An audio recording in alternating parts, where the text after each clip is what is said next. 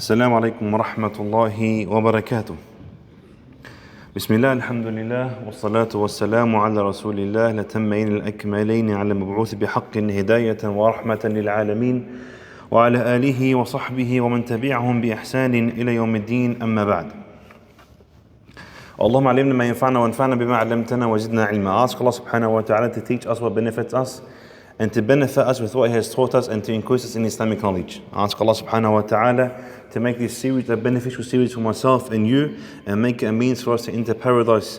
And ask Allah subhanahu wa ta'ala in this blessed time, in this blessed place, that every second that we are waiting for Isha, we get rewarded for it. And ask Allah subhanahu wa ta'ala finally to protect, safeguard and give victory, grant victory to our brothers and sisters in Palestine. Allahumma ameen.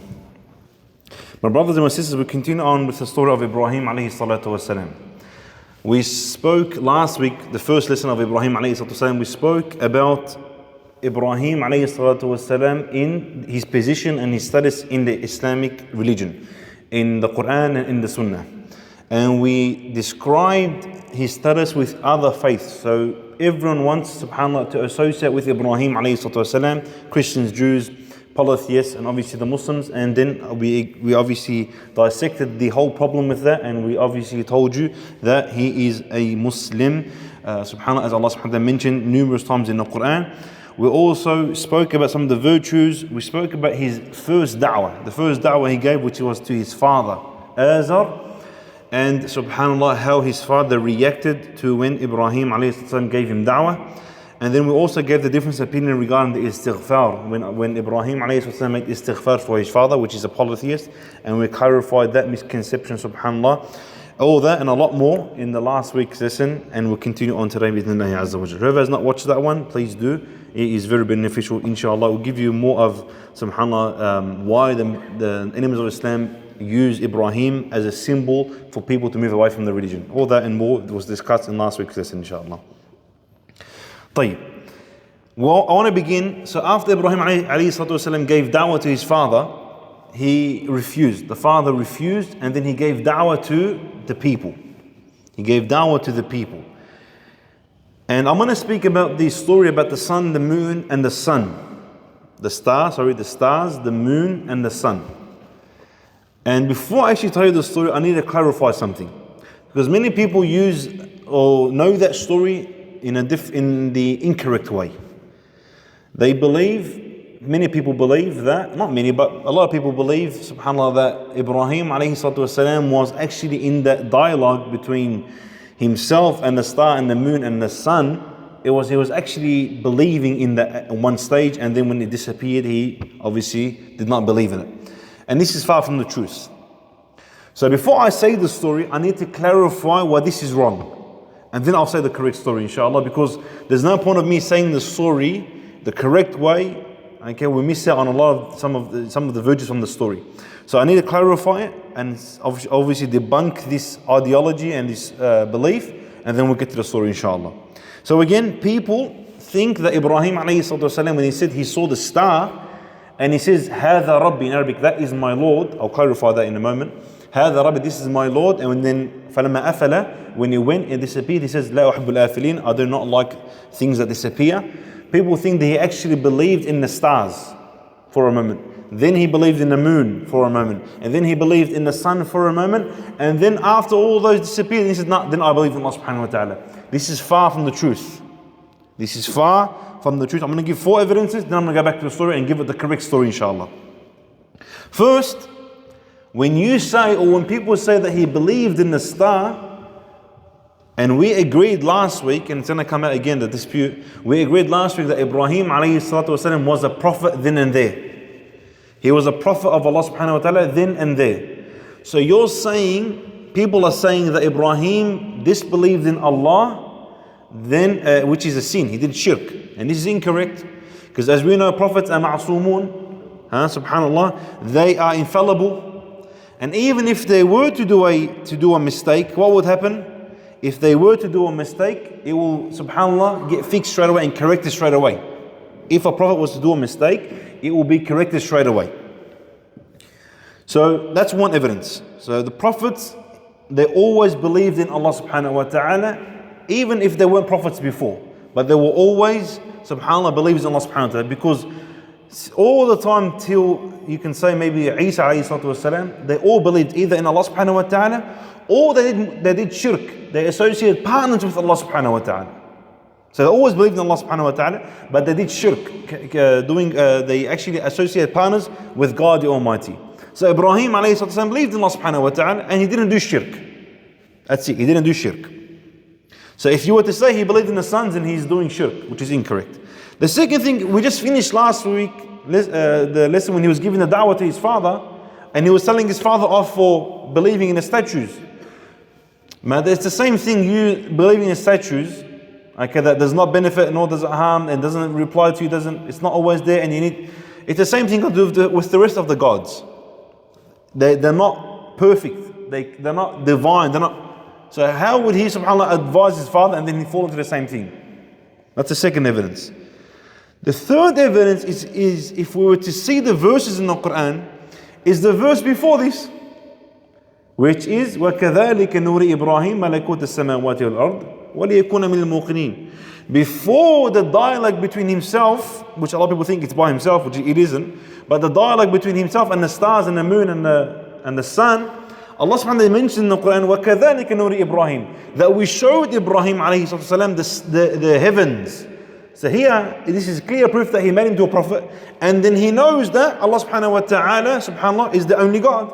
So he didn't believe in the stars, the moon and the sun. Just that verse. The third one is, after the entire dialogue, Allah subhanahu wa ta'ala says in the Quran, وَتِلْكَ حُجَّتُنَا أَتَيْنَا إِبْرَاهِيمَ. And then he says, Jalla Jalaluh, and that's our conclusive argument which Ibrahim ﷺ gave to his people. So it was an argument to try to wake up the people that were around him, they were worshippers of the stars and the moon and the sun. So they were already worshipping them. They were already worshipping them, subhanAllah. So this is four clear evidence and proof that, subhanAllah, he did not worship the sun, nor the stars, nor the moon at any stage at all. And Allah subhanahu wa ta'ala has showed us numerous times, as we mentioned in the Quran, but in the last lesson, of that he was, subhanAllah, a mushrik, he was not a polytheist whatsoever. So now getting that out of the way, let's actually say the story correctly. So Allah subhanahu wa ta'ala begins with the verse, وَكَذَلِكَ نُورِ إِبْرَاهِيمَ مَلَكُوتَ السَّمَاوَاتِ وَالْأَرْضِ وَلِيَكُونَ مِنَ الْمُوقِنِينَ فَلَمَّا جَنَّ عَلَيْهِ اللَّيْلُ رَأَى كَوْكَبًا. When the night came, he saw a star. The correct story is that Ibrahim alayhi salatu wasalam was with his people. He was with the people in that town, in that city, in that village. He was with them. And then when the night came and he saw the stars which they worship, he looked at them, he made them hear things. He wasn't talking to them, he says, "Is that my Lord?"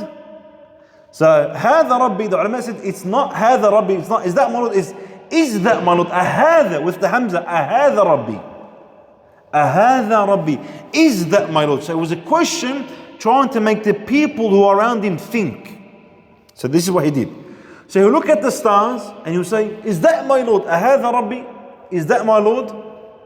فلما أفل, and when it disappeared, so this was the whole night, and every time he has a change. It wasn't just a moment, he saw the star, then he went. No.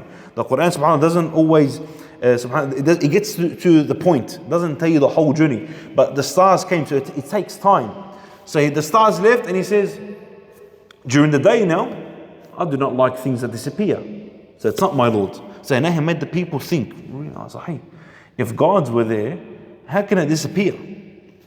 So what happened next? He saw the qamar, he saw the moon, and the moon was shining. He had more light than the stars. What we can see, he has more light than the stars. So he says, هذا ربي, which is for us, هذا ربي, it was a question. Is that my Lord? Is the moon my Lord? Is the moon my God? Is it worthy of us worshipping? Is it worthy of us worshipping? فلما أفل, and when it went, when the moon left and disappeared, and the sun came out, he says, قال لئن لم يهدني ربي لأكونن من القوم الضالين. The verse, this part of the verse has a few meanings. When he says that when it disappeared, he says, if Allah does not guide me, then I'll be led astray. This is first for the people around him. He says indirectly to them, he's talking to himself, but he's making the people hear. He says, if God doesn't guide me, which means doesn't guide us, then we'll be led astray. So in other words, people, wake up. If we don't have Allah subhanahu wa ta'ala, we are nothing. We're going to be led astray. And also it was a message to himself, reminding him about the blessing that he has, which is him being guided. So it was out of humbleness that Ibrahim A.S. says that he's thanking Allah subhanahu wa ta'ala that he guided him. Because if he did not guide him, he will be led astray. Which is something that you and I should be saying, Alhamdulillah, that Allah subhanahu wa ta'ala has guided us and not led us astray. So that's the second thing. The third one is فَلَمَّا رَأَى الشَّمْسَ بَازِغَةً قَالَ هَذَا رَبِّي هَذَا أَكْبَرُ. When he saw the sun, and it, subhanAllah, has a greater light, it, subhanAllah, illuminates a lot more, and it's actually bigger from what we can see. It's a lot bigger than the star, a lot bigger than the moon. So he says, is that my Lord? هَذَا رَبِّي هَذَا أَكْبَرُ. This is greater, this is bigger. He's telling the people. فَلَمَّا أَفَلَتْ. And when it disappeared, then he says, he looked at his people directly now. Everything was indirect. I'm not understanding. Directly he goes, Ya qawm, inni bari'u mimma tushrikun. The word tushrikun gives us clarity to a lot of things. He says, I am innocent from what you associate partners with Allah. That's what mushrikeen means. So in other words, they believed in Allah subhanahu wa ta'ala, but they had to associate partners. So it's whether the idols or the stars and the moon and the sun. So it wasn't kufr. They did not disbelieve in Allah subhanahu wa ta'ala in the sense with full kufr. They didn't believe in Allah. They believed in Allah, but they used the sun, the moon, and the stars as a method to get closer to God. 3 of them he used فَلَمَّا أَفَلْ. And when he disappeared, or فَلَمَّا أَفَلَتْ for the shams. When the star disappeared, when the moon disappeared, and when the sun disappeared, why always did he use the word disappeared? Why did he say أَفَلَ or أَفَلَتْ? Why? This indicates to you and I, how can something be a God if it disappears? If it's not looking at us? If it's, subhanAllah, not has control of the world? You're not a God. You can't be a God. If you imagine a God, which they have these people, imagine a God that sleeps, that needs to eat, that needs to drink. We have a supreme being, Allah subhanahu wa ta'ala. Laysa kamithlihi shay, nothing like him. Okay, there's no naqsan, there's nothing that he's got, no defects. A perfect God. No, subhanallah, no definition that anyone else has. Even if these methodologies, the Greek methodologies, and every other gods that they have created themselves, the people, see, it's not. People think, why are we talking about idols now? Akhi, people are making gods, not just idols. They're creating them in movies and comics and like Marvel and what else is there? Marvel, Disney, and all that stuff. They're creating gods. And who are they targeting? They're targeting the youth. So there's what's his name? The thunder guy, Thor. All right, they've anyway. I don't know more, but that's what they're doing. So they're creating gods for us, for the kids especially, to have put a bit of doubt in them. But all those gods that they have and they've created, there's always some sort of negative to them or some sort of weakness that at the start of the movie, they're strong, then they get weak, and they find inner power. A God needs inner power, a God needs this, a God gets hammered by a few things, which alhamdulillah, this clarifies a few things. Our gods aren't like those gods, fabricated and fake. Okay, so this is something that you want to need to be aware of, just in case, subhanallah, a kid start asking these questions, because this is one of the most dominant things. And they're using it through time travel and not time travel, and they're confusing our children. So it's something that you and I need to be aware of. طيب. So he says, قال يا قوم إني بريء مما تشركون. I am innocent from what you associate the partners with Allah subhanahu wa ta'ala. And then he says, إني وجهت وجهي للذي فطر السماوات والأرض حنيفا وما أنا من المشركين. I'm going to give all of my time, I'm going to worship God solely, only Allah subhanahu wa ta'ala, not the idols, not the moon, not the stars, nothing, solely to Him, because He's the one that created everything. Why should I waste my time with the sun and the moon and the idols? وَمَا أَنَا مِنَ الْمُشْرِكِينَ. And then he goes again, I'm not a polytheist. وَمَا أَنَا مِنَ الْمُشْرِكِينَ. In regards to هذا ربي, in the Quran it says هذا ربي, and then we said هذا ربي. Many of the ulama says here it is للتوبيخ وللتحقير. Okay, it's not like he's questioning himself. He's showing them, oh, is that my Lord that goes? Is that my Lord that is? He is subhanAllah insulting them. It wasn't for his belief. Go, and anyone that wants to double check, you can go and check the subhanAllah the tafsir about these verses. وَالْعِلْمُ عِنْدَ اللَّهِ. طيب. Allah subhanahu wa ta'ala then informs us in the Quran, in Surah Safat. These people now had subhanAllah, a festival, a celebration. This is important for later. They had a festival and a celebration. And they came to Ibrahim A.S. and they said to him, Ibrahim, come with us, let's go celebrate. And then he says, فَقَالَ إِنِّي سَقِيمٌ. He says, I am sick. فَتَوَلَّ عَنْهُمْ مُدْبِرِينَ فَرَاغَ إِلَىٰ آلِهَتِهِمْ فَقَالَ أَلَا تَأْكُلُونَ. I'm not going to jump to what happens with him and the idols. Give me a moment. The word فَقَالَ إِنِّي سَقِيمٌ, it has a lot of clarifications that you and I need to clarify, and then through the clarifications you and I can understand a huge misconception that's a reason for many households today getting destroyed. So bear with me for a moment. When Ibrahim A.S. says إِنِّي سَقِيمٌ, he says I am sick. I'm sick. He used that as an excuse for him not to go with them. He's a young kid. He's a fata. He's a young boy. So it's like almost they're gonna force him. So he had to come up with this. You can say we'll say it for now, a lie. He came up with this lie that he's sick. So they let him go. فَتَوَلَّ عَنْهُمْ مُدْبِرِينَ. So they let him go, and they went to this festival. So now no one's in that town except himself and the idols. Before I get to what he said to the idols and what he did with the idols, let's stop on the word فَإِنِّي سَقِيمٌ. He says that I am sick. طيب, Bismillah. Was he sick? Was Ibrahim A.S. was he sick? If we answer it directly, and our brothers are really answering it. If we answer it directly, we can fall into a problem. طيب. Can prophets lie? So if we do say, yeah, he wasn't sick and he actually lied, the question comes straight away, and they can use it as a misconception. And this is how the enemies of Islam work. If we say, yes, the prophets lie, then they're going to say, the enemies of Islam will say to you, okay, so how do you know that here was a lie and here was not a lie? That's one problem that we might face. So let's explain this a bit more, inshallah. As aqeedah of a Muslim, the belief system of you and I, generally speaking, before we get to this, before we get about what Ibrahim A.S. said, a general understanding, something that all of us know at a young age.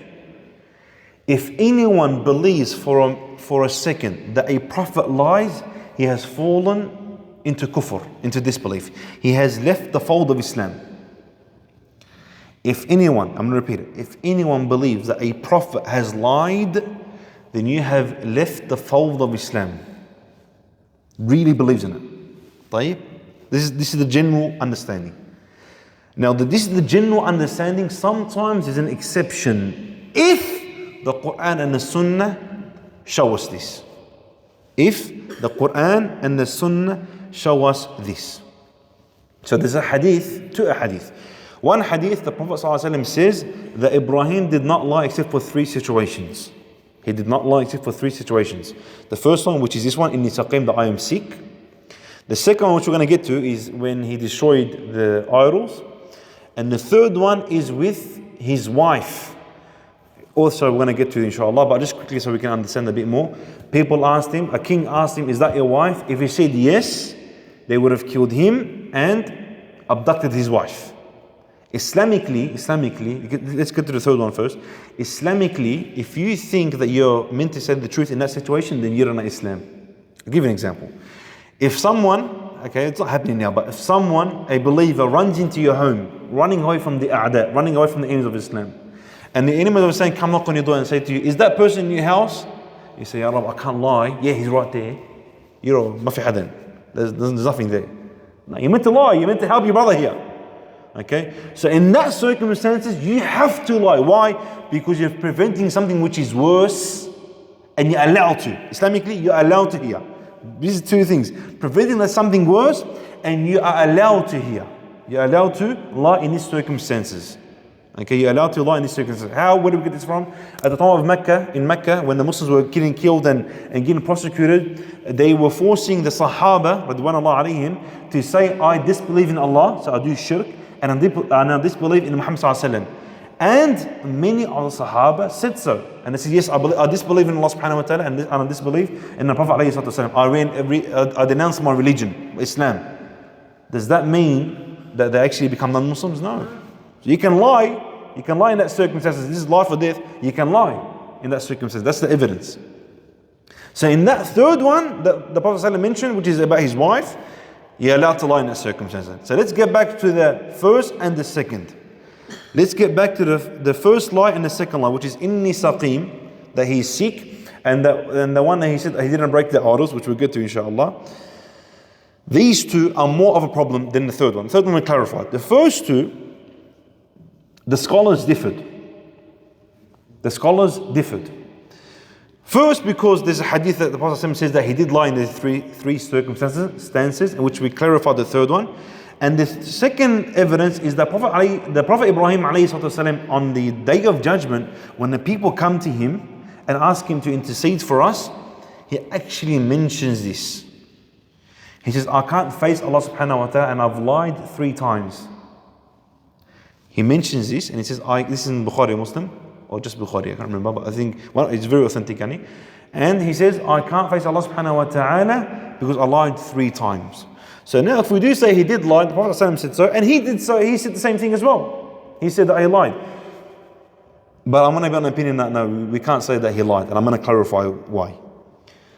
The thing is, even though he said it himself, Isa does not want to intercede for us on the day of judgment because he did not even do a sin.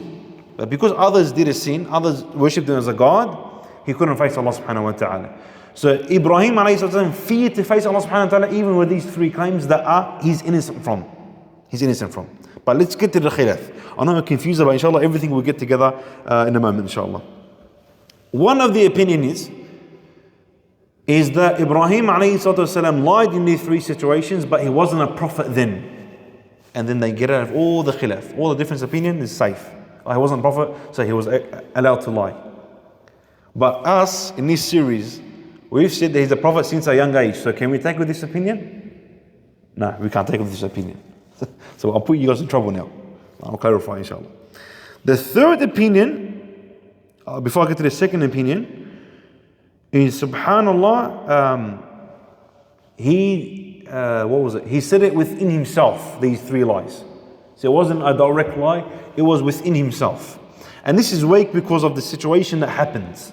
He's talking to him, literally he's talking to him directly. It's not he's hiding it within himself. No, there's a full dialogue that happens between them and the others and the king, and obviously with the people when he says, I am sick. So the first opinion is weak, and the third opinion is weak. The second opinion is the most correct opinion, and this is the opinion that we're going to go with.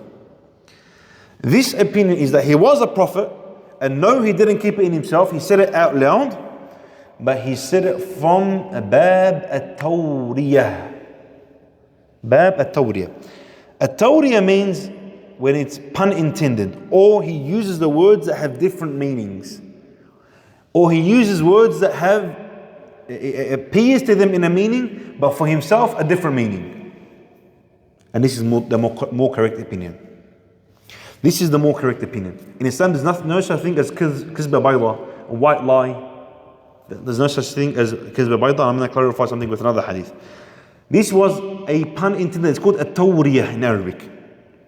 It is called at-Tawriyah in Arabic. So the ulama here said that when he said inni saqim, yes, he did say it out loud, and yes, he was a prophet, but his intention was different, and what was apparent to them was something different. So he said to them, I'm sick, and they know he's not sick, but they knew that he was mocking them. He was mocking them. He says, I'm going to go with you guys. You guys make me sick. You guys make me sick. So he did use the word sick, but in a different manner. Or if I go with you, you guys make me sick. Or if, subhanAllah, you guys, your ideology and your practices don't make sense to me, that makes me sick. All pun intended. And you get out of the khilaf in that regard. You get out of the khilaf in that regard. SubhanAllah, so he used that as a mock, he used that mocking them. Okay? And SubhanAllah, so that's the first one about inni saqim, that I am sick. The third one, the second one about him breaking the statues, which we're good to, is also a bab al-tawriyah, pun intended. He said something that had a different intention, which we'll clarify inshallah down. And the third one, the third lie, we said that you have to, as a Muslim, lie in that circumstances. You have to lie in that circumstances.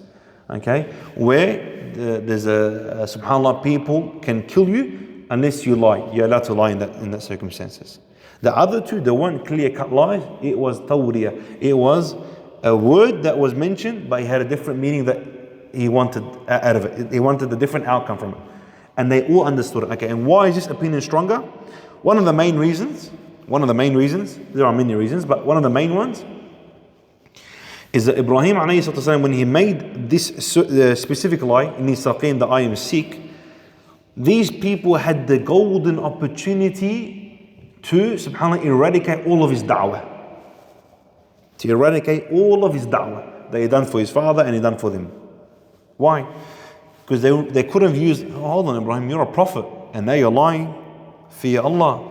And you're telling us for Allah subhanahu wa ta'ala, and you're lying as a believer, as a prophet. So if you're lying about this, then you're lying about everything else. The whole da'wah ends. But they knew that he wasn't lying, he was saying it with a different intention. Because they did not say that you're a liar in any of the stories. In the story. That's one of the strongest opinions. And subhanAllah, so this is normal. So if you're going to a person, you're giving him da'wah constantly, say he's your boss for example, you're giving him da'wah constantly, and say he's not accepting it, and he sees you doing one thing wrong, he will come at you and pretty much condemn you and use this as you're telling me to pray and you smoke, you're telling me to pray and you're yelling at your parents. Even though it's not in comparison, but he'll use it as a tool to move you away from the da'wah and stop you from the da'wah, which they didn't. SubhanAllah, they didn't do that because they knew that he was not lying. And lying is condemned, subhanAllah, in everything, not just Islam, in everything. Lying, being a liar, is something that's condemned. It's not commended, it's not something that people praise you for. So subhanAllah, it was the golden opportunity for them to condemn him, but they knew that he was not lying. What do we have? Before I continue with the story, wallahi, the only reason I'm saying this is because it fits perfect timing, and this is the whole purpose of the stories of the Quran, stories of the prophets, is that we relate it to today. Golden opportunity. This is something that's destroying households in the Muslim community. We're not allowed to lie, in Islam you're not allowed to lie. There's a hadith that many of the husbands love, and they've only memorized this hadith maybe, that you're allowed to lie, you're not allowed to lie except in three things. To your spouse, your wife, and in war, and in reconciliation. If anyone lies to his spouse, or his wife, or her husband, in this explicit way, then you're not following this hadith, and you have no idea about religion. Why do we have this problem? It's because many of the men, and I'm not exaggerating, this is real, this is happening here in Melbourne. I'm not going to say anywhere else, this is happening here in Melbourne. The husbands, I'm going to expose them, husbands go, apparently, they actually set up the car, and they use it as a means to lie to the wife, but this is actually happening, so I have to say it to you guys. The husbands, mashallah, they love four-wheel driving, they love camping, and they love fishing. But it happens a lot, subhanAllah. So what they do, they set up the car, they pack up the car, get everything ready. Everything's ready. And they tell their wives that we're going camping and trust me. And where do they go in reality? They go to the clubs and they go and cheat on their wives. And I'm not mucking around, this is real. This is real. And then when she asks him, where were you? He said, I was fishing, camping, and four-wheel driving, and hunting and whatnot. And in his mind, I'm not lying. I'm not lying because I'm allowed to lie, because if she knows I was cheating on her, it will cause a divorce and she'll wreck my household and so on and so forth. MashaAllah. You cheating on your wife is not destroying your household now, but you telling the truth can destroy your household. And this is also happening for the sisters. I'm not lying. This is real. Uqsimu billah. These are real stories happening here in Melbourne, in the northern suburbs. The wife tells her husband that she's going out with her friends, coffee, whatever, a night, desserts and whatnot. But in reality, she's going out, seeing guys and so on and so forth. She comes back with the same intention. I'm allowed to lie to my husband. It's in hadith, mashallah anhu, Allah yakhdun. And subhanAllah, she goes, I'm allowed to lie to her husband. And she says to her husband, I was with friends, and she makes the, if the husband wants to call, so on and so forth, everyone will know, have each other's back, and it keeps on going. I didn't lie to my husband, I'm allowed to lie in this situation. This is the biggest, I don't want to, wallah, I feel like saying something, but I don't want to say anything. This is the biggest false understanding in Islam. And uqsimu billah, this hadith, and the saying of the Prophet ﷺ, and the teaching of Islam, and the religion is innocent from such doings. Wallahi, innocent. And you are filthy and disgusting if you actually think that this is allowed. This is disgusting. طيب, let me explain a few things. The hadith says you're allowed to lie to your spouse. The things that you are justifying to yourself that I'm allowed to lie to her, put yourself in her position, because she's allowed to lie to you, according to the hadith. She's allowed to lie to you. So would you like her to lie about the same thing that you did? So if you're lying to her that I'm cheating, would you like her to lie to you that she's cheating? But in the hadith, according to your understanding, yes, she can. And that debunks their normal thought already. But this hadith is so innocent from such doings. The person's on the social media, he's talking to a bunch of girls. The wife asks him, what are you doing? You meant to stop. The wife asks him, what are you doing? Oh, I'm reading Quran. Why? So I don't cause more problems. Wallahi al-Azim, you're going to be held accountable for those lies and those words. Wallahi, you are. And why I'm stressing about this is because there are sisters, uqsimu billah, when they hear this hadith and they understand that wrong, and their so-called religious husband, I come to the salah, I come to the gym and everything, but I'm allowed to lie to my wife, they actually get disgusted from this religion, and some of them have left the religion, not in Australia, but some of them have left the religion because of this hadith, because they do not understand this hadith, and the men that implement this hadith do not understand this hadith. And uqsimu billah, this hadith is innocent from them. Because this hadith is all about the tawriyah. It's lies and words that are used but have a different meaning to. I'm going to explain what.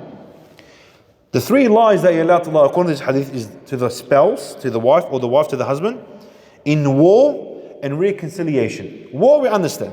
Okay, you can, if they force you to lie, lie. It doesn't matter. In the war, there's no doubt, lie. And we clarified it with the hadith about the Sahaba who were getting killed. That was battling and that was war. You're allowed to. That's done. The reconciliation. What do people do? And this is wrong as well. Is that I'm gonna fix between A and B.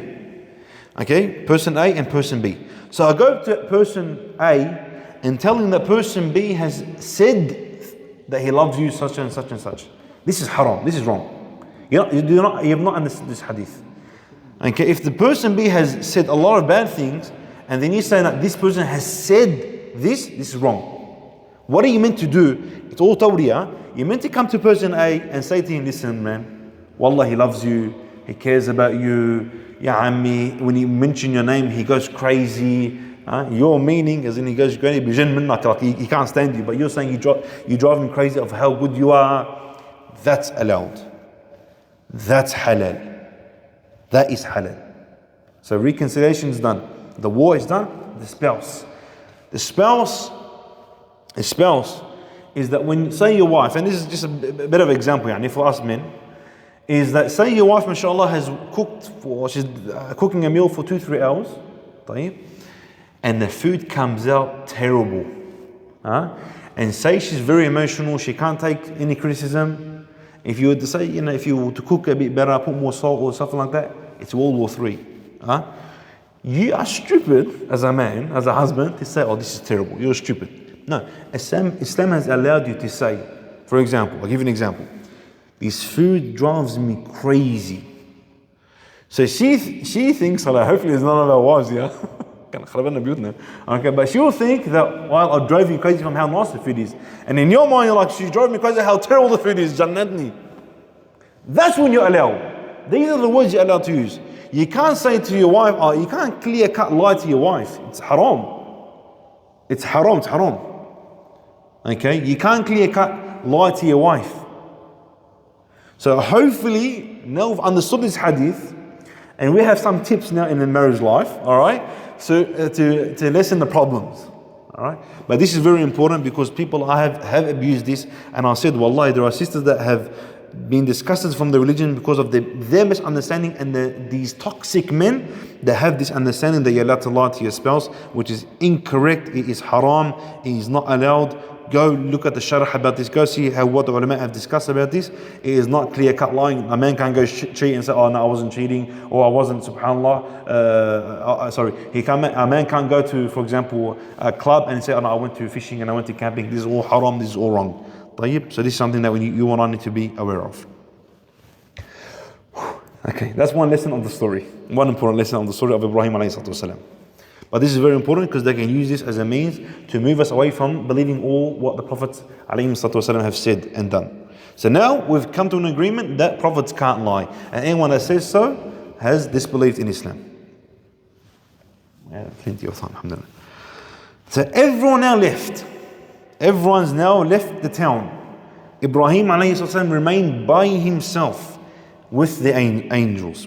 فراغ إلى آلهتهم فقال ألا تأكلون. So now he enters their temple, or where they put all of their idols. And he says to them, why don't you eat? They used to provide milk and biscuits, tabarakallah, to their gods. They used to provide all of this to their gods. He goes, مَا لَكُمْ لَا تَنْطِقُونَ. So he says, why don't you eat? And then he says, why are you talking to me? Talk. فراغ عليهم ضربا باليمين. خلاص, this young man is full of energy. Ibrahim A.S, as they say, he's reached his limit, grabs this axe and starts destroying everything in front of him. He starts to destroy everything in front of him. Alhamdulillah, like I destroyed my watch. But alhamdulillah. Alright, so he destroyed everything in front of him. But he was wise. So he did not let all of his emotions take over. No, he was wise. He was doing something. There was something behind it. And as we mentioned in the previous lesson, Allah subhanahu wa ta'ala gave him rushd. He gave him sound judgment. He was wise. He was intelligent. So he destroyed everything. Well, then what do we have? Allah subhanahu wa ta'ala says another verse from the Quran says, وَتَاللَّهِ لَأَكِيدَنَّ أَصْنَامَكُمْ بَعْدَ أَن تُوَلُّوا مُدْبِرِينَ. He says, فَجَعَلَهُمْ جُذَاذًا إِلَّا كَبِيرًا لَهُمْ. So now he explains it more, Allah subhanahu wa ta'ala, in the Quran.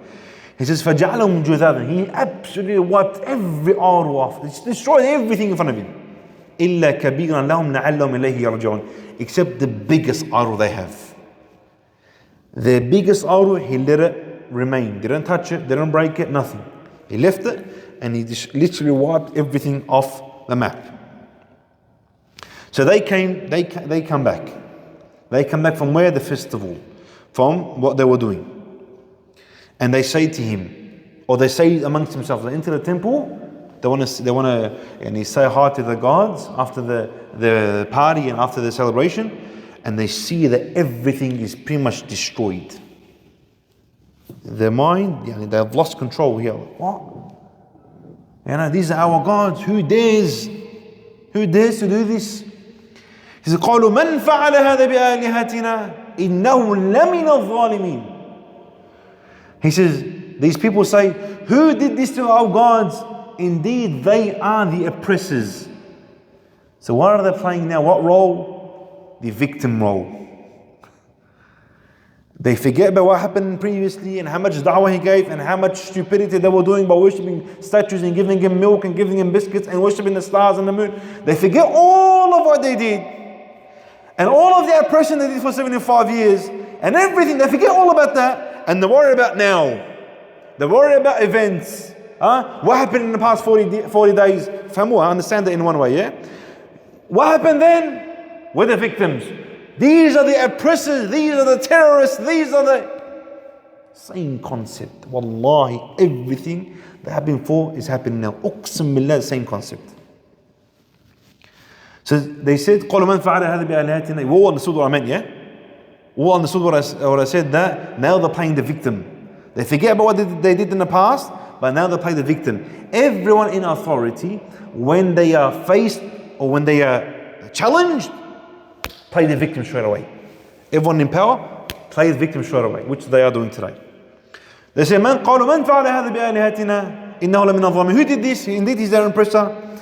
So they say, قَالُوا سَمِعْنَا فَتًى يَذْكُرُهُمْ يُقَالُ لَهُ إِبْرَاهِيمُ. We heard about a young boy. So even though he was a young boy, not everyone knows him. Not everyone knows him. He doesn't have the popularity yet. This is important. He doesn't have the popularity, doesn't have the fame. Let's just say, for today, he doesn't have the followers. But we heard about a kid that talks bad about our gods. سَمِعْنَا فَتًى يَذْكُرُهُمْ يُقَالُ لَهُ إِبْرَاهِيمُ قَالُوا فَأْتُوا بِهِ عَلَىٰ أَعْيُنِ النَّاسِ لَعَلَّهُمْ يَشْهَدُونَ. Bring him. Bring this young boy. Bring him and call everyone. We want everyone to witness what we're going to do with this boy. Let everyone see, let the world see what we're going to do with this person. Let the world see what we're going to do with those who challenge us. The world's quiet today, isn't it? قالوا فأتوا به على أعين الناس لعلهم يشهدون. And this is what Ibrahim A.S. wanted. He was a little kid, everyone looked at him like, bad move, get out of here, kada. Now he's got the platform, now he's got the followers, now he's live.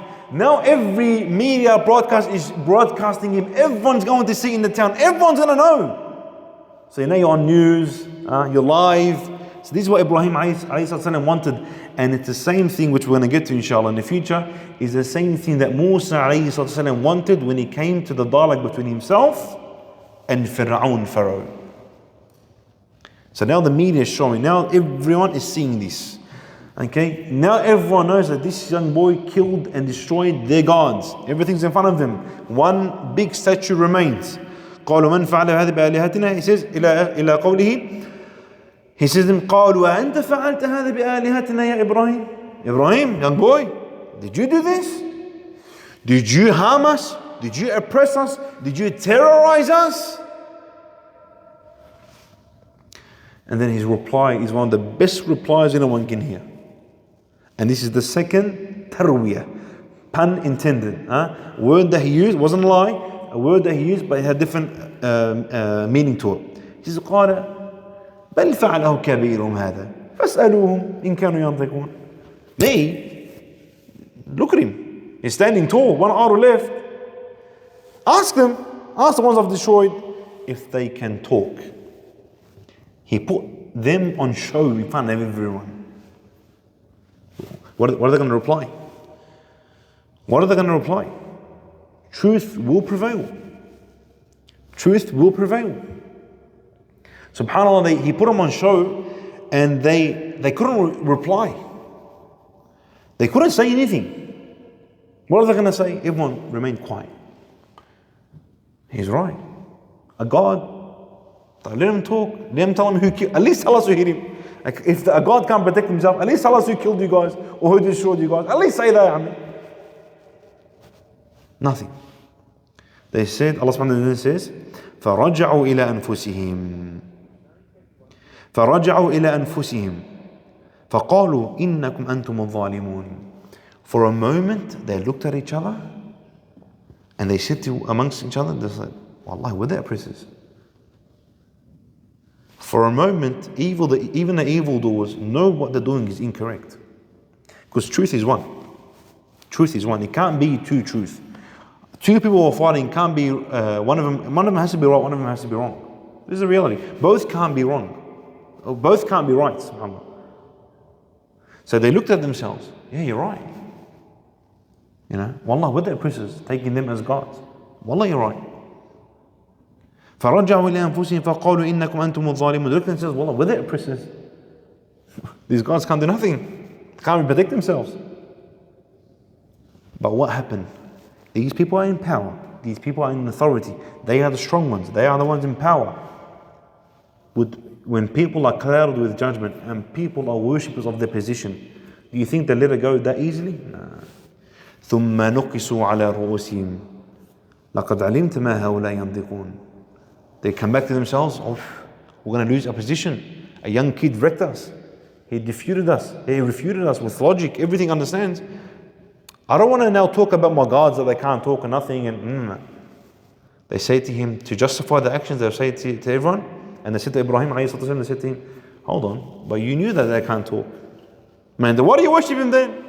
If they can't talk, they can't benefit themselves, they can't protect themselves, what's the benefit? But they are justifying their actions, even if they know what they're doing is incorrect. They will justify their actions, even if they know deep down that what they're doing is incorrect. You tell me anywhere in the world, someone with a sane mind, a normal mind, says to you that a 5-year-old is a terrorist. But they're going to justify the actions. So what do they justify it? How do they justify it? Their base is underneath a hospital. They're everywhere around where they are, so let's just bomb the world. It's just the same thing. What happened then happens now. It's the exact same story. It just repeats itself. And we've showed it through the stories of Salih, Hud, alayhi salatu wasalam. We showed it a little bit in Lut, alayhi salatu wasalam. It's the same thing. A bit more extra here, a bit more less here. It's the same thing. فَرَجَعُوا إِلَىٰ أَنفُسِهِمْ فَقَالُوا إِنَّكُمْ أَنْتُمُ الظَّالِمُونَ. Allah subhanahu wa ta'ala destroyed them, by the way. Allah subhanahu wa ta'ala destroyed them and allow us to say Allah to see victory بإذن الله عز وجل. قال فتعبدون من دون الله ما لا ينفعكم شيئا ولا يضركم. He says to them, are you guys serious? But are you guys normal? You're worshipping something besides Allah subhanahu wa ta'ala that does not benefit you whatsoever, and they do not harm you and do not prevent harm from themselves. أُفٍّ لَكُمْ أُفٍّ لَكُمْ وَلِمَ تَعْبُدُونَ مِن دُونِ اللَّهِ. Like, off to you, man, what's wrong with you? أُفٍّ لَكُمْ. How can you worship besides Allah subhanahu wa ta'ala? He's had enough of him, this young boy, this prophet of Allah subhanahu wa ta'ala, Ibrahim A.S. He's had enough. Off lakum. Like, what's wrong with you? Use your mind, use your logic. Embarrass in front of everyone, on show. Like, use your mind. Subhanallah. The ulama here say something very important. They say through these stories, and many other verses, but just this story has a beautiful twist to it. Through this, Ibrahim A.S. is telling us that if a God can't speak, can't see, can't benefit, can't harm, then he's not a God. Allah subhanahu wa ta'ala can see, Allah subhanahu wa ta'ala can hear, and he can talk, and everything. But hold on, لَيْسَ كَمِثْلِهِ شَيْءٍ. But nothing's like him. To what befits his majesty. So he sees and he hears and he talks, which is the Quran, the word of Allah subhanahu wa ta'ala. All of this. But it's not the way like us. Different. He sees, but not like us. He talks, but not like us. He hears, but not like us. As simple as that. So this is Aqidah. This is actually Aqidah. In this story is Aqidah. Aqidah? Yes, Aqidah. In the story of the Prophet. All the stories of the Prophet have Aqidah in them. Have belief in them. To strengthen their belief in Allah subhanahu wa ta'ala, and you can understand why in a moment, inshallah. But also, same thing today. How many grave worshippers do we have? How many grave worshippers do we have? Heaps. There are heaps, there are continents, there are countries that the majority of the people in that country are grave worshippers. Ask yourself, does this dead person hear you? Does he see you? Does he benefit you? Can he prevent harm from? If he did, he would have gotten up from the grave.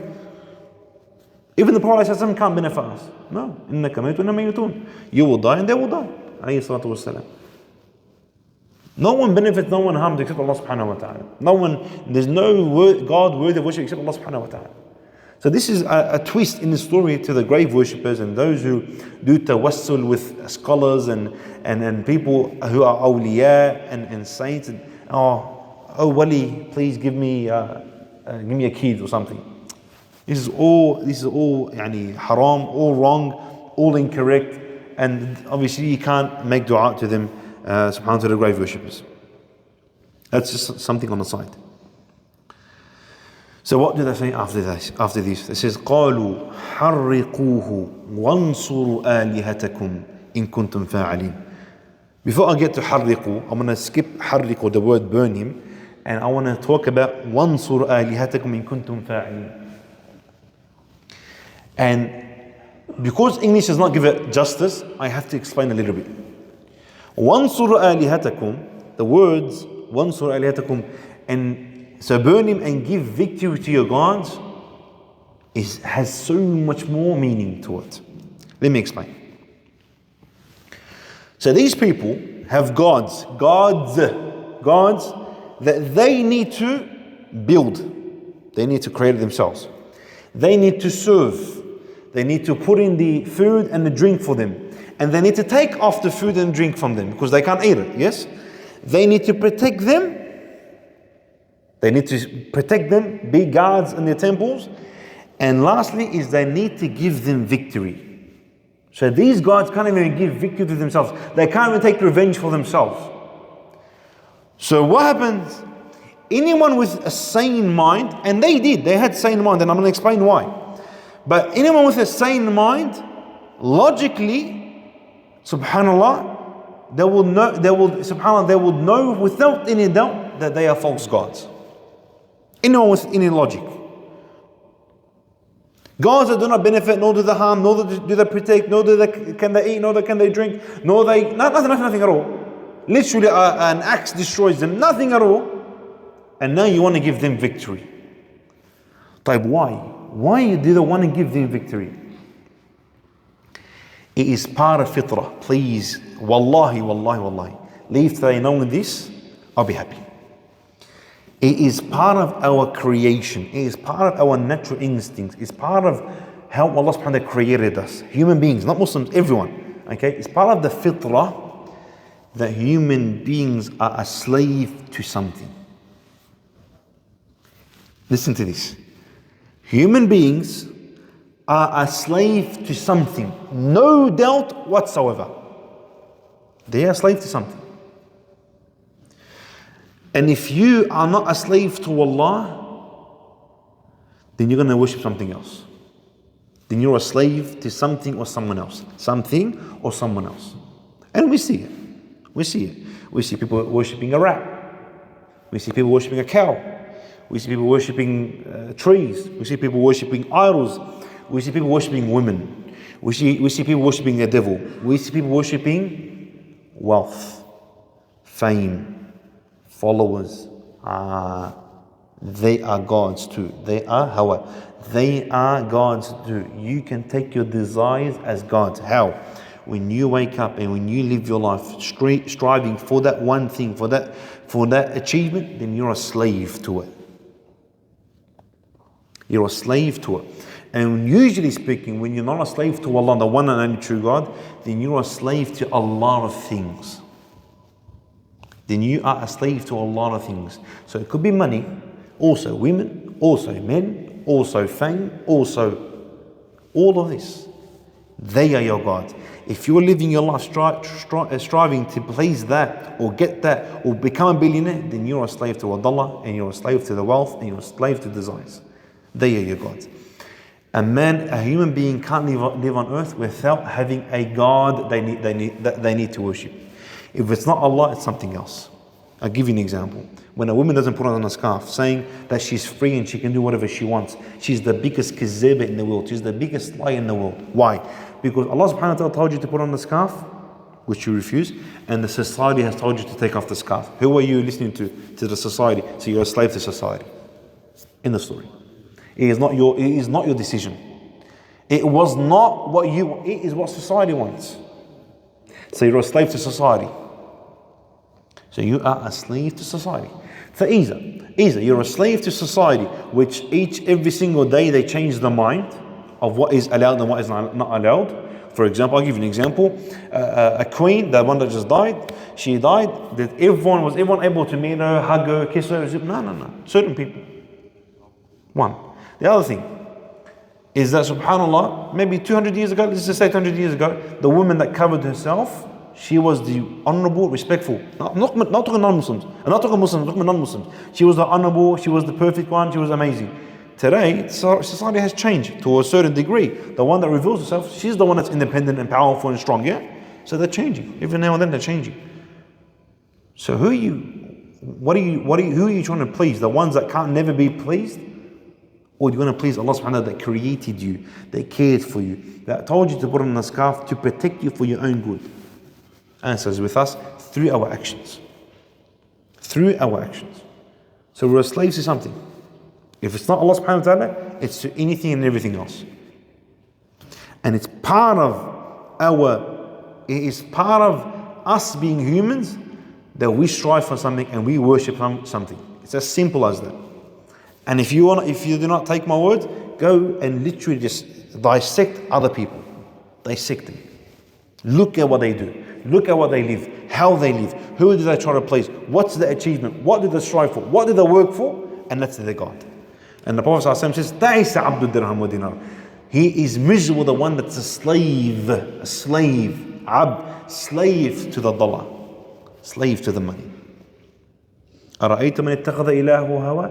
Did you not see the one that takes their God, Allah says in the Quran, their God as their own desires? Own desires. So if we're not going to be worshipping Allah subhanahu wa ta'ala, we're going to be worshipping something else. And I'll tell you something, and wallahi, I thank Allah subhanahu wa ta'ala now, the successful one, the blessed one, the lucky one, the best one is the one that is a slave to Allah Jalla Jalaluhu. Alhamdulillah for us being Muslims. So this is, give victory to their gods. Give victory to our gods. Now that they've been proven wrong, logically and everything, and they want victory, khalas, they want to justify it. It's not through logic. Ibrahim A.S. used logic. Like, okay, I'm arguing you with this. You're killing 5-year-olds. Yeah, but do you condemn this? Yeah, I'm أحكي معك. اسمعني. Listen to me. Listen. I'm telling you, are you allowed to kill 5-year-olds? Are you allowed to bomb hospitals? Are you allowed to do this? Yeah, but do you condemn this? Come back. This is what happens when people are in authority and power. That's what happens when people are in authority and in power. What happens to those who are in authority and power? Even through the word قالوا حرقوه has even better explanation. But before I get to that, in Quraysh, it was mentioned that a man saw his God at a distance. He created a statue and that was his God. And he was coming towards it to worship it. And subhanAllah, he sees a wild dog coming to his God, and he urinated on the statue. So this Qurayshi, this person from Quraysh, ran at the statue and he scared the dog away. He looks at his God and his mallala is all wet from the urine. And he says, "What kind of God are you, man?" I know he's worshipping, huh? "What kind of God are you, man? How disgusting, how weak are you? You're letting a wild dog, and just urinate on you." He looks at this. Then he looks at himself, he goes, "You know what? Remember, what an idiot am I? Me worshipping you. Huh? What an idiot am I worshipping you, subhanAllah." This is another story, something on the side. طيب. قالوا حرقوه وانصروا آلهتكم إن كنتم فاعلين. Wallahi, I love this story, wallahi I do. He says, قالوا حرقوه. When they said burn him, burn Ibrahim alayhi salatu wasalam in front of everyone, burn him. These people are in power, they are in authority. طيب. They have been proven wrong to the world. Speak to me about the argument. I just proved you wrong logically. I proved you wrong logically. Speak to me. I'm not coming for war. I'm not coming to kill you. I'm just speaking to you logically. Is this right? You worshipping statues? Now, to justify their actions and shut everyone up. What do? They use their power. They use their authority to keep your mouth shut. They'll, subhanAllah, disable your accounts. So today's social media. And they will disable you. They will threaten you. And there are people who are getting threatened at the moment. Believe it or not, Mashaykh, who are getting threatened. So before we judge straight away, just give someone an excuse sometimes. So they are threatened, and if that doesn't work, they kill you. And this is what they tried to do with Ibrahim A.S. So now they want to burn him. And it's a message and an example for anyone that follows his path. You follow him, this is a threat to them. He's not kill him, but this is a threat to everyone around the village. Because everyone in the village now knows Ibrahim A.S. is correct. So how can you worship statues that can't benefit nor do the harm? So they had to make an example of him. So they have to make an example of those who try to get their rights back and get their land back. They have to show, subhanAllah, they have to make an example. Same story, same.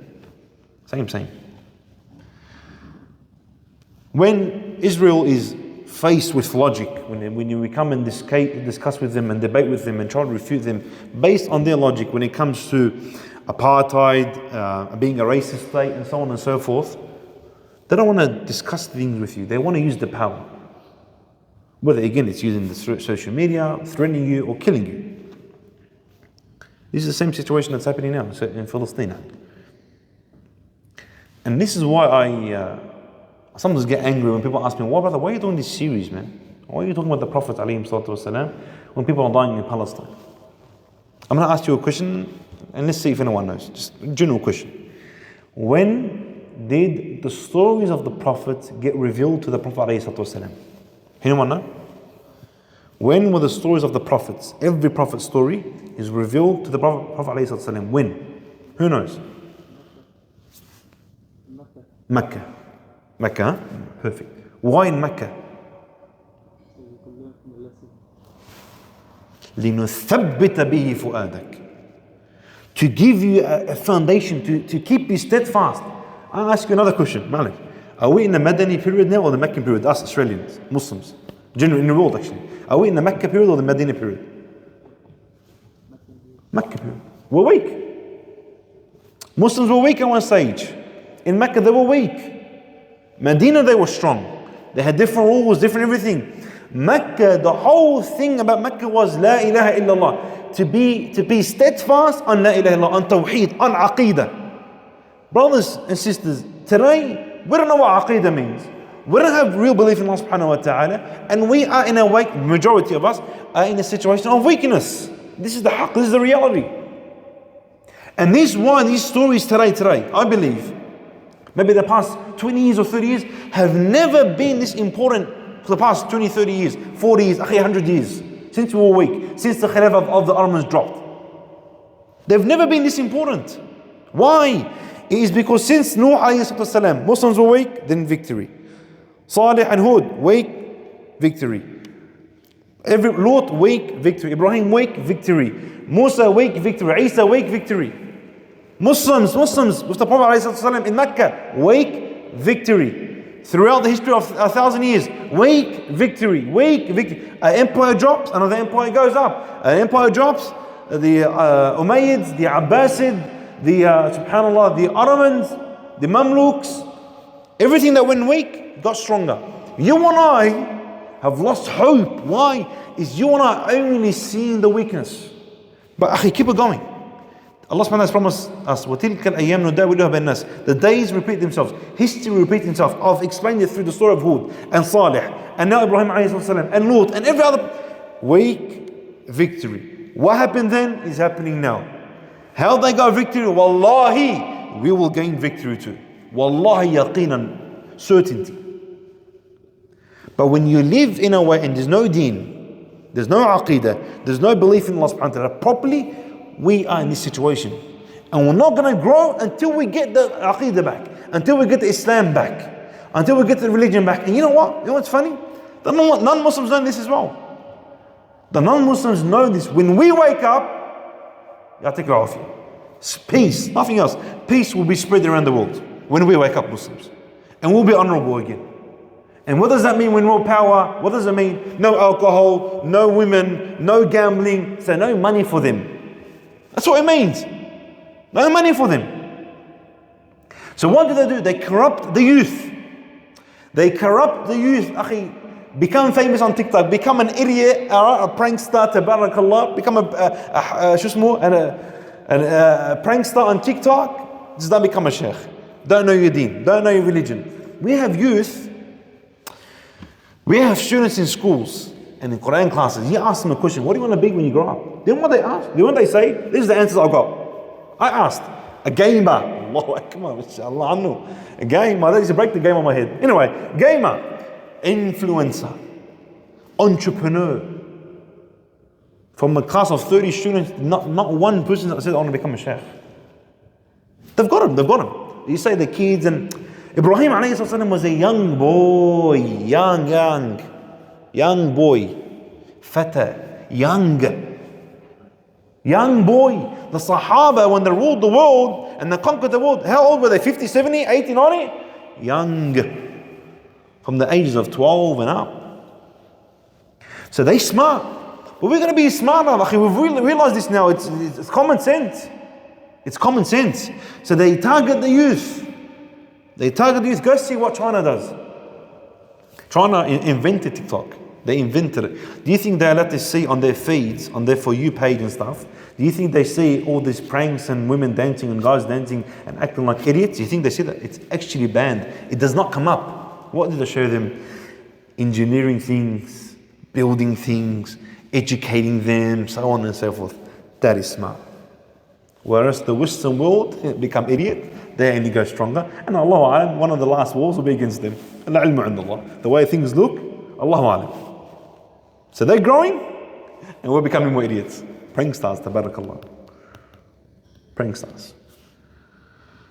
So we are in the Meccan period. This is the time we need to understand these stories. We need to teach our students. The Prophet ﷺ spent 13 years, and he's a prophet of Allah, and with the best of people, the Sahaba, 13 years just teaching them Tawheed, oneness of Allah. And this is where you and I need to step and take a huge step. We need to make sure our sons and our daughters aren't going to grow up being westernized. Because they're using not just social media, that's easy. When they're using mashayikh, so-called, and du'at to modernize the religion and mellow down the religion and water down the religion, it's the same concept. Same thing. When they're using models and superstars and people that our youth are taking as role models, to push out certain agendas, and Muslims fight you first, they're winning. They're winning. Wallahi al-azim, that's what we gotta be. Can we always be sheep? Khalas, man, enough. All right, first 5-10 years of your life. Now we've woken up. Now it's a duty upon me as a father and us as parents. Is my son and my daughter, they grow up. I'm not saying become mashaykh. Having an identity, man. Knowing what gender they are and what gender they let to fall in love to. This is reality, and this is. Imagine getting pushed so far that a person can't know what he is. We're not saying what he is. He can be a hamar if he wants to. He can be a donkey if he wants to. This is what and it's all used through this propaganda, through social media, through everything. We need to give our kids standards and identities and iman in Allah subhanahu wa ta'ala, and know that Allah subhanahu wa ta'ala, whatever He's made haram is bad for us and bad for the world, even if we do not understand, and whatever He's made lawful is good for us and good for the world, even if you don't understand. And that's when we're being successful as Muslims and as parents. قالوا حرقوه وانصروا آلهتكم إن كنتم فاعلين. They say, burn him and give victory to your Lord. Burn him. When they were faced with logic, they went back to their power. Okay, they're going to kill Ibrahim A.S. Now this fire, everyone was talking about it. It didn't happen, bang, Allah, get the logs in the camp and put the petrol and Allah, throw him. No. They've kept Ibrahim imprisoned. He's not allowed to go, he's not allowed to run away, nothing. They've kept him, and now they're building the fire. Everyone is hearing about it. Everyone is hearing about it. And it's not like they call up a company, bring us logs. They had to cut the tree, get everything prepared, everything. It takes time. And seeing your punishment, it hurts. It actually mentally affects you. Same thing happens now. They seeing bombs. So what do they try to destroy? They try to destroy the self-esteem and the hope and the iman of the young boys, whether it's in Gaza or around the world.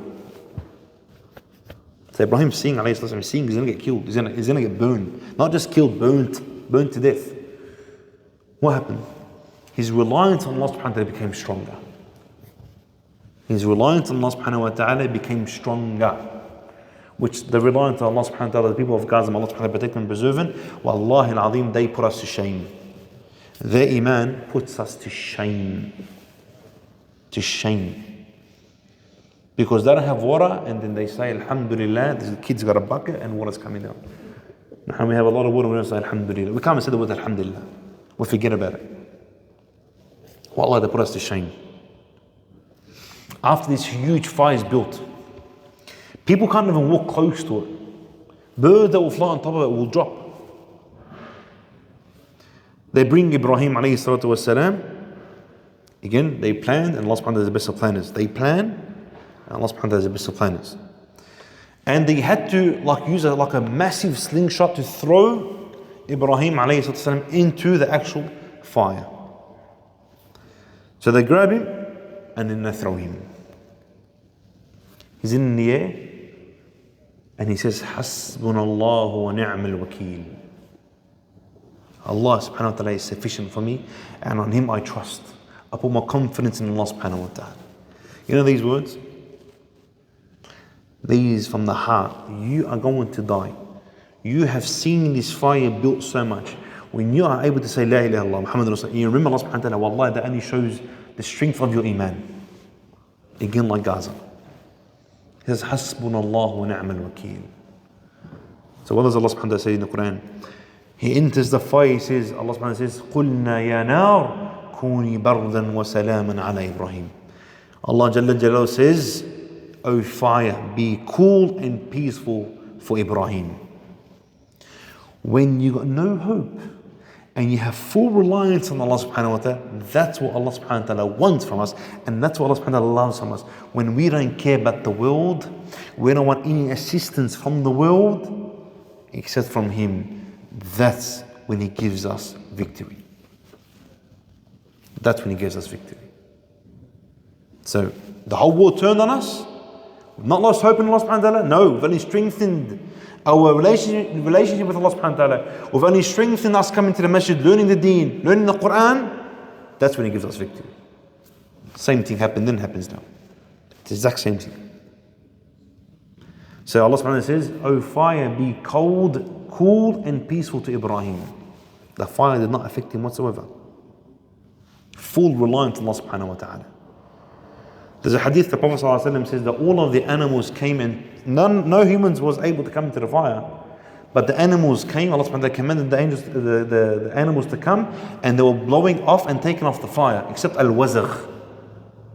All the animals there, they did that except al-wazagh. Al-wazagh is a gecko. Okay, we call in Arabic Abu Brais. Alright? That, before we ask any questions, why Allah subhanahu wa ta'ala has created something and in its nature is evil. Generally, in its nature is evil. That's it.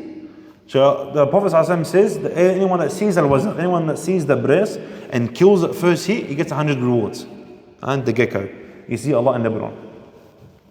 So subhanallah, the wazagh was actually blowing for the fire to get stronger, but eventually all the animals and the command and the divine work of Allah subhanahu wa ta'ala, subhanallah, he did not get burnt.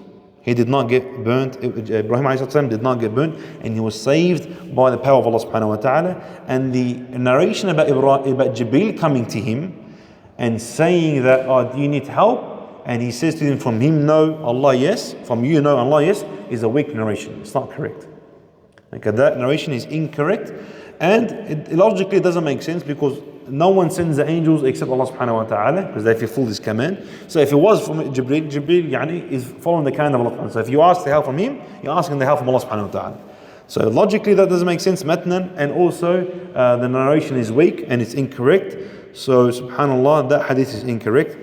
What happens after he gets out of the fire? What happens when he meets one of the greatest kings and the strongest king that ever lived? He was the biggest tyrant. He meets actually two kings. All that and more in next week's lesson. أقول قولي هذا وبارك الله فيكم.